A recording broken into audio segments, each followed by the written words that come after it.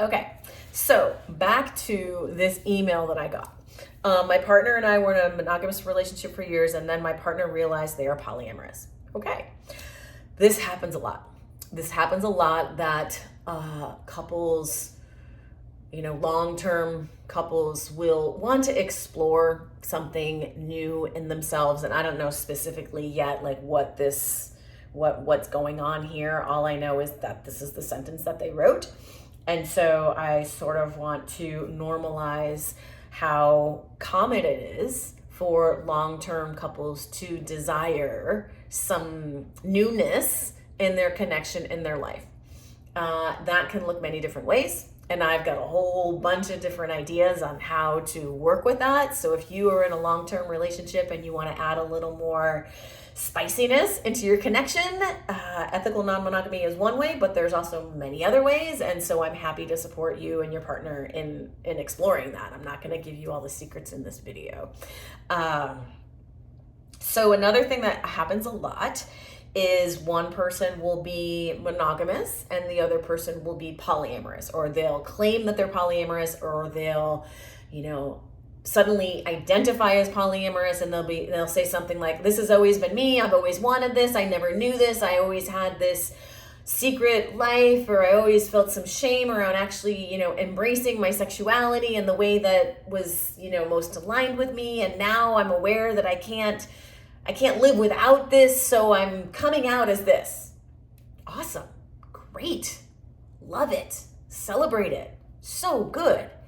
And, what happens now, right, to both people and maybe any other ones that are engaged in this lifestyle or in the, starting to add to this once primary relationship. It's like all of a sudden it's the big questions of like, whoa, I signed up for this, which is say like a monogamous relationship, and now things are changing. Ouch.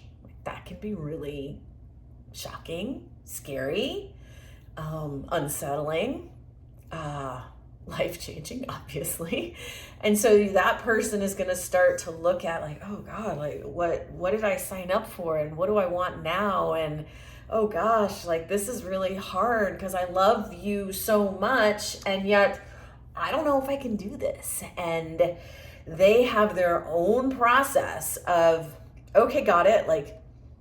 First there's the shock and the what do I do? And then there's a part of them that comes in and is like, I get it. This makes a lot of sense. I cognitively understand this, and I want this. This, I love you, and I want you to have exactly what you want, and this is fantastic.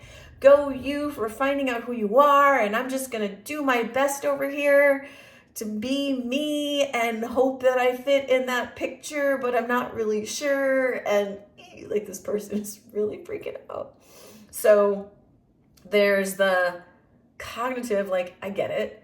And then there's the other part of this person. I'll speak to me when I was in this position of whoa, cognitively, I get it. So on board, makes so much sense.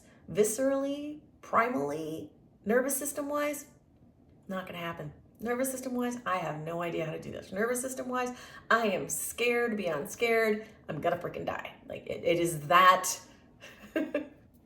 different.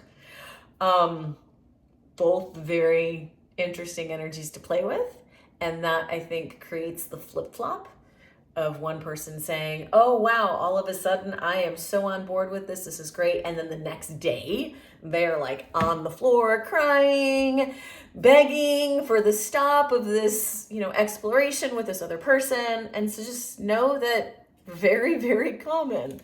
What's helpful is to have someone to talk to, whether it's me or someone else, to just sort of help ground the situation, help normalize the situation, help regulate the nervous system so that you, as the person who's being in this flip-floppy place, can feel a little more grounded and centered in yourself to then begin to find the clarity of what is going to be best for you. And only you know that. I don't know that. Only you know that. And only you can make that decision. But I do know that in going through some of the hardest feelings, we often get more resilient in what it is that we can take and what it is that we're willing to challenge ourselves with.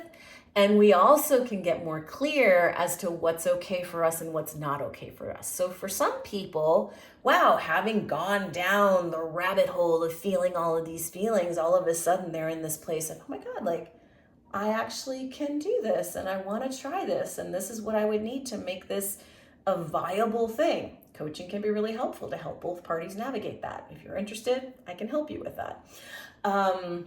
They also might get the clarity of like, I'm willing to baby step it, but I can't make any guarantees. Awesome. Another great step. Someone might be like, nope, can't do it. I signed up for monogamy. I don't want to try it. I'm resistant. It's not going to work. Awesome.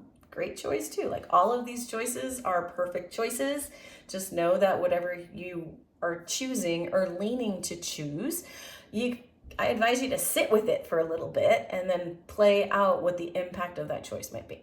So that is a little bit about the person who would be the monogamous leaning partner and what they would experience when their like primary partner, which was once monogamous with them, is wanting to venture off. Like I just described what it is that might be going on with the monogamous person. Next, I'm going to do this in another video. Next, I want to go into what the exploring individual might be feeling and experiencing and how they tend to operate. And again, this is just based on all of the coaching I've done over the past 10 years to just provide a little insight into both positions. And hopefully that will help you both understand each other a little bit more. And then also keep in mind that what I'm sharing with you now, like I said, is based on over 10 years of coaching and being really familiar with these dynamics in my personal life and then in the lives of my clients. Your story might be completely different. I get them all. Believe me, if you think your story is like off the wall, yeah, bring it. You'd be surprised what I've heard. So I'm going to end this here. Lori Ellington, poly-coach.com. That's poly-coach.com. I'm here to support individuals and couples in all kinds of relationships. I specifically market to open relationships and polyamory and other forms of ethical non-monogamy because I think it's a niche that really needs support.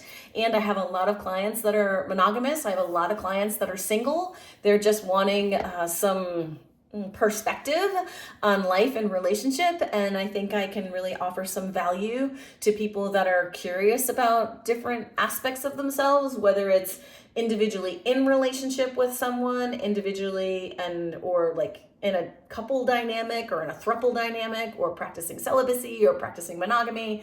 Basically, I help everyone that wants a little support in whatever it is that they're looking at. So I'll end this here.